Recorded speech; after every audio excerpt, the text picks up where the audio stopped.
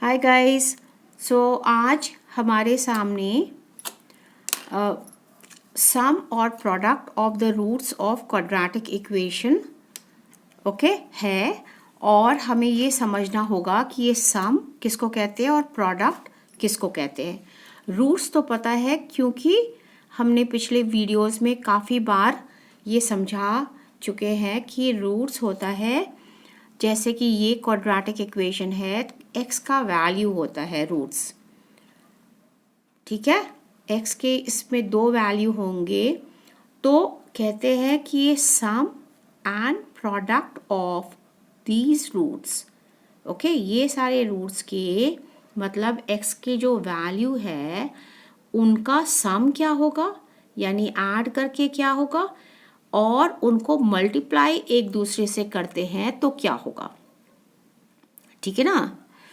तो उनको हमने अल्फ़ा और बीटा के नाम से पुकारना है। ठीक है, तो पहला रूट को हम अल्फ़ा बोलते हैं, दूसरे रूट को हम बीटा कहते हैं। ठीक है, alpha and beta are the roots of quadratic equation. ठीक है, क्वाड्रेटिक इक्वेशन इस लुक में होता है। ठीक है, इक्वल्स टू 0 होता है, बाकी सारे इस साइड में होते हैं, लेफ्ट हैंड साइड में। ठीक है, जहाँ a 0 के बराबर कभी भी नहीं होता। ठीक है, नहीं तो ये पूरा डिसॉल्व हो जाएगा, पूरा खत्म हो जाएगा, तो क्वाड्रेटिक का क्वेश्चन ही नहीं रहेगा फिर। ठीक है, फिर तो ये बन जाएगा लीनियर इक्वेशन। ठीक है, चलो, तो ये तो आप लोगों ने समझ लिया। तो सम ऑफ द रूट्स को हम अल्फा प्लस बीटा करके बोलते हैं और बड़े एस से डिनोट करते हैं, बड़े एस से उसको इकट्ठे नाम देते हैं। और प्रोडक्ट ऑफ द रूट्स को हम p बुलाते हैं और अल्फा को मल्टीप्लाई करते हैं बीटा से। ठीक है, अल्फा प्लस बीटा को जब हमको निकालना होता है तो हमें ये दिमाग में रखना है कि माइनस बी बाई ए। अब माइनस बी बाई ए क्या है या फिर c बाई ए क्या है, ये अपने लोग ये एग्जाम्पल से समझेंगे। ठीक है, तो क्वेश्चन हमारा ये है 2x² minus 3x plus 5 equals to 0। हमारा a क्या है, पहले ये सॉर्ट आउट करते हैं। a क्या है, जो x² के साथ बैठा हुआ है, x के साथ जो बैठा हुआ है वो मेरा b है, जो कि -3 है। हाँ, साइन के साथ ही लेना है। ठीक है, साइन को आप भूलना नहीं वरना गलत हो जाएगा। और यहाँ जो बैठा हुआ है कांस्टेंट, इसमें x नहीं है तो इसको हम कांस्टेंट बुलाते हैं, उसको हम c कहते हैं। ठीक है, तो सम ऑफ रूट्स फिर क्या हुआ, अल्फा और बीटा क्या हुआ। अब अपने लोग तो ये फैक्टराइज करे नहीं, हमने इसको क्वाड्रेटिक फॉर्मूला से भी रूट्स नहीं निकाले, रूट्स तो निकला ही नहीं। फिर कैसे हम रूट्स को पहचान सकते हैं। अल्फा अकेले नहीं पता, बीटा अकेले नहीं पता, लेकिन अल्फा प्लस बीटा का निकालने का एक तरकीब है।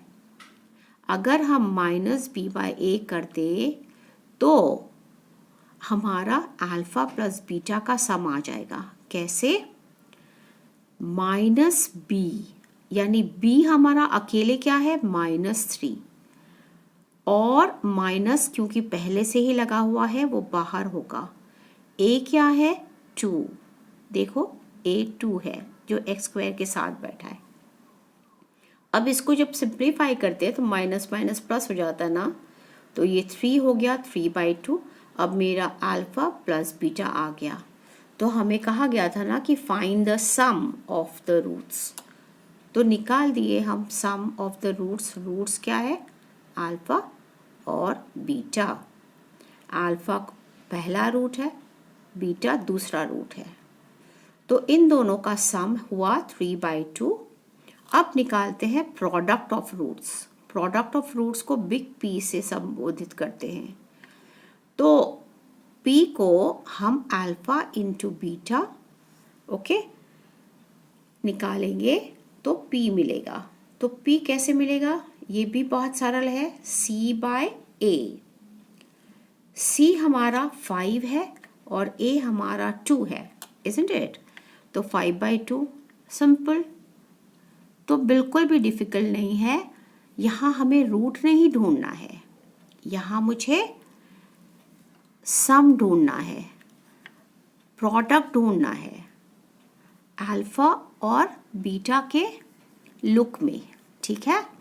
तो ये कंफ्यूजिंग हो सकता है, लेकिन I hope you people have understood, ठीक है ना?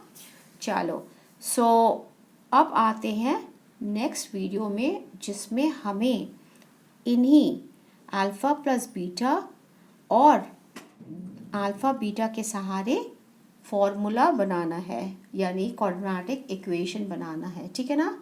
चलो, so have a great time preparing for your exam. Bye bye, all the best. In case you have understood, अगर समझ में आ गया हो तो अपने फ्रेंड्स के साथ आप इसको शेयर कर सकते हैं ताकि वो भी समझ जाए. So bye bye for now. Have a great time preparing for your exam.